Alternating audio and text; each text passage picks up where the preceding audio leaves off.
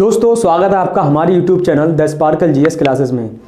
दोस्तों हम बारिश के मौसम में अक्सर देखते होंगे कि बारिश के बाद आसमान में एक बहुत ही अच्छी स्ट्रक्चर दिखाई देती है जिसको हम रेनबो या फिर इंद्रधनुष कहते हैं, जो कि बहुत ही अच्छी देखने में लगती है और बहुत ही सुहानी लगती है। तो दोस्तों आज हम ये जानेंगे कि ये इंद्रधनुष या रेनबो कैसे और क्यों बनता है। तो दोस्तों वीडियो देखने से पहले आप हमारे चैनल को सब्सक्राइब कर दीजिएगा और अगर वीडियो अच्छी लगे तो लाइक और शेयर जरूर कर दीजिएगा। तो चलिए जानते हैं कि ये क्यों बनता है। तो दोस्तों ये जानने से पहले कि रेनबो क्यों और कैसे बनता है, हम जानते हैं कि डिस्पर्जन ऑफ लाइट क्या होता है। दोस्तों डिस्पर्जन ऑफ लाइट के बारे में सबसे पहले सर आइजैक न्यूटन ने बताया था कि जब एक श्वेत प्रकाश की किरण एक प्रिज्म से होकर गुजारी जाती है तो वो 7 अलग अलग रंगों में विभाजित हो जाती है। प्रिज्म में कैसे, तो इसके बारे में थोड़ा सा डिस्कस कर लेते हैं। दोस्तों देखिए, प्रिज्म एक ट्रायंगुलर शेप, ग्लास का एक ट्रायंगुलर शेप होती है, कांच की एक ट्रायंगुलर शेप होती है जिसे हम प्रिज्म कहते हैं। और सर आइजैक न्यूटन ने बताया था कि अगर इस प्रिज्म से, let's say this is angle A and B और सी है, यहां से अगर श्वेत प्रकाश मतलब सनलाइट को जब इस पर हम इंसिडेंट करते हैं, यहां से इंसिडेंट व्हाइट लाइट रे है ये, ठीक है, व्हाइट लाइट बीम है, यहां से जब हम इस प्रिज्म पर इंसिडेंट करते हैं आफ्टर रिफ्रैक्शन, ये 7 अलग अलग कलर्स में विभाजित हो जाती है और यहां से विभाजित होने के बाद ये वापस निर्गत हो जाती है दूसरे मीडियम में। और यहां पर एक हमें 7 अलग अलग कलर का स्पेक्ट्रम दिखाई देता है, जिसमें सबसे ऊपर कलर जो रहता है वो रेड रहता है और सबसे नीचे रहता है वायलेट, जिसको कि हम शॉर्ट एक फॉर्मूले के हिसाब से जानते हैं विबग्योर, ठीक है। Where we stand for violet, I indigo, B blue, G green, Y yellow, O orange and R for red. सबसे ऊपर रेड दिखता है, सबसे नीचे वायलेट, और ये पूरा एक क्रम नीचे से ऊपर की तरफ रहता है। दोस्तों ये वर्ण विक्षेपण या फिर डिस्पर्जन ऑफ लाइट होता क्यों है, इसका कॉज क्या होता है, तो इसका कारण बड़ा सिंपल है कि जो जनरली एयर या फिर वैक्यूम में जो लाइट की रेज जो होती है, लाइट की स्पीड जो होती है, स्पीड ऑफ लाइट दोस्तों हम सभी जानते हैं इसकी वैल्यू होती है 3 × 10⁸ मीटर पर सेकेंड, ठीक है दोस्तों। लेकिन अगर हम किसी डिस्पर्सिव मीडियम की बात करते हैं तो वहां पर अलग अलग वेवलेंथ की लाइट की स्पीड जो होती है वो अलग अलग होती है। दोस्तों जो लाइट का कलर जो होता है वो डिपेंड करता है उस लाइट की वेवलेंथ के ऊपर, यानी कि जिसकी वेवलेंथ ज्यादा होगी उसका लाइट, जैसे कि रेड है, रेड की वेवलेंथ सबसे ज्यादा होती है इसलिए उसका कलर रेड होता है, वायलेट की कम होती है। इन 7 कलर्स में वायलेट की वेवलेंथ सबसे कम होती है इसलिए वो सबसे नीचे रहता है और इसका कलर भी वायलेट होता है। यानी कि हम कह सकते हैं बड़ा सिंपल वे में कि जो लाइट की स्पीड होती है वो उसकी वेवलेंथ पर डिपेंड करती है। देखिए दोस्तों ये जो इसका कलरफुल, मैं फिगर आपको एक पिक्चर शो कर दूंगा, ये कॉर्नर पे आप देखते होंगे कितना खूबसूरत नज़ारा दिख रहा है। बिल्कुल ऐसे ही डिस्पर्जन ऑफ लाइट की जो फिनोमिना है अकर होती है। दोस्तों यही फिनोमिना यूज होती है रेनबो में यही फिनोमिना यूज होती है जो कि हमें बड़ा कलरफुल दिखाई देता है। तो रेनबो को क्लियरली जानने से पहले हमें एक टर्म के बारे में और पता होनी चाहिए जो कि मैं आपको बता देता हूं। ओके फ्रेंड,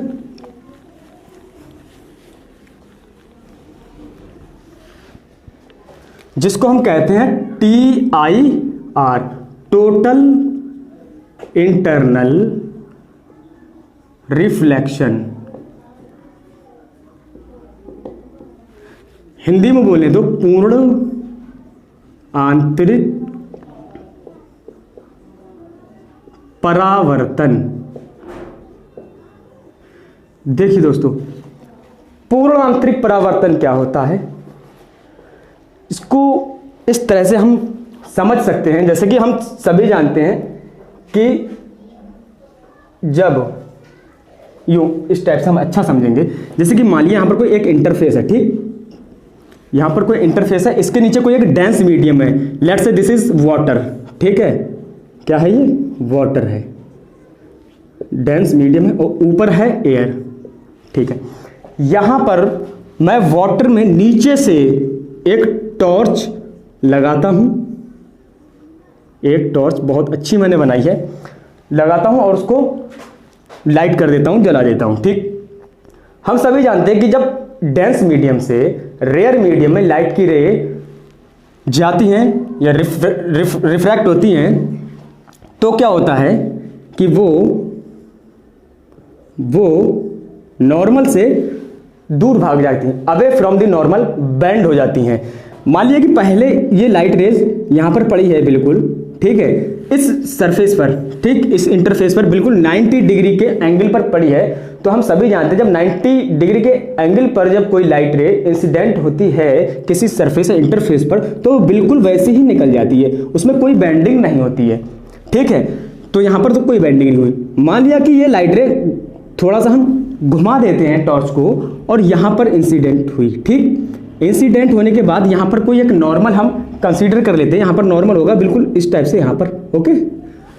अब ये नॉर्मल से क्या होगी, जब डेंस मीडियम से रेयर मीडियम में, this is rare medium and this is dense medium, सघन माध्यम और ये जो है रेयर मीडियम है। जब यहां से वापस दूसरे मीडियम में रिफ्रैक्ट होगी तो ये अबे फ्रॉम दी नॉर्मल बेंड हो जाएगी, यानी कि इस कंडीशन में जो एंगल ऑफ इंसिडेंट है वो एंगल ऑफ रिफ्रैक्शन से काफी छोटा होगा, यानी कि रिफ्रैक्शन एंगल इससे होगा बड़ा, यानी कि आर की value is greater than I. मान लिया कि ये थोड़ी सी हम और झुका देते हैं इस टॉर्च को और इसकी जो लाइट बीम है, जो लाइट रे है, यहां पर इंसिडेंट करा देते हैं। मैं इसको थोड़ा सा साफ दिखने के लिए मिटा देता हूं, ठीक है, यहां पर हमको साफ दिखेगा। ये मान लेते हैं कि नीचे का जो मीडियम है वो डेंस है, क्या है, डेंस। मान लिया हमने इस लाइट को थोड़ा सा झुका दिया और झुकाने के बाद यहां से जो लाइट रे निकली वो यहां पर इंसिडेंट हुई, यहां से इंसिडेंट होने के बाद ये यहां पर एक मैं और नॉर्मल ड्रा कर देता हूं, ये और दूर भाग जाएगी, ठीक, यानी कि ये वैल्यू इससे ज्यादा होगी। मान लिया कि यहां पर अगर एंगल ऑफ इंसिडेंस की वैल्यू 40 डिग्री तो यहां पर हो जाएगी लेट्स से 43 डिग्री। बिल्कुल यही प्रोसेस हम बार बार करते हैं और थोड़ा सा अगर हम और झुका दें तो एक वक्त ऐसा आएगा, एक टाइम ऐसा आएगा कि ये जो लाइट रे है और ज़्यादा बेंड हो जाएगी, और ज़्यादा बेंड हो जाएगी, क्या हो जाएगी, अबे फ्रॉम दी नॉर्मल और ज़्यादा बेंड हो जाएगी, ठीक। ऐसे ही हम करते रहते हैं, अभी बोर मत होना, 2 स्टेप और है, बाकी आप समझ जाएंगे, ठीक। मान लिया कि इसको मैं और बढ़ा दूं और यहाँ से मैंने और लाइट को झुका दिया और इसकी लाइट रे काफ़ी दूर गई और एक ऐसी कंडीशन बनेगी कि ये जो रिफ्रैक्टेड लाइट रे है वो इसी इंटरफेस पर वापस चली जाएगी, इसी इंटरफेस पर रिफ्रैक्ट हो जाएगी। मीन दैट कि जो रिफ्रैक्टेड रे है और जो नॉर्मल है उनके बीच में एंगल 90 डिग्री बन जाएगा। क्या बन जाएगा, एंगल 90 डिग्री। किसके बीच में, नॉर्मल यानी कि अभिलंब और अपवर्तित किरण के बीच में, रिफ्रैक्टेड रे के बीच में एंगल 90 डिग्री बन जाए। इस कंडीशन में जो एंगल ऑफ इंसिडेंस होता है आई की वैल्यू, इसे हम क्रिटिकल एंगल कहते हैं, क्रिटिकल एंगल ऑफ इंसिडेंस यानी कि क्रांतिक कोण कहते हैं।